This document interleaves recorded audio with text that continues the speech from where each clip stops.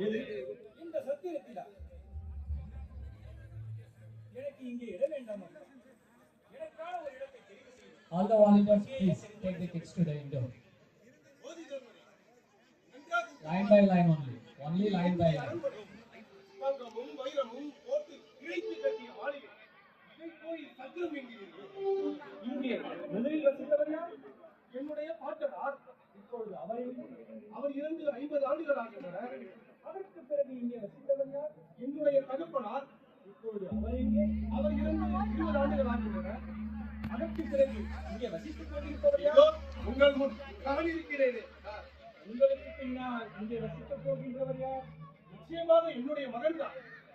இப்படி எல்லோரும் சில காலம் தங்கிவிட்டு செல்லும் இடத்திற்கு பெயர் என்ன அரசு? அருமை அருமை. என் நாடு மொழிவு புத்தம் சரணம் கச்சா.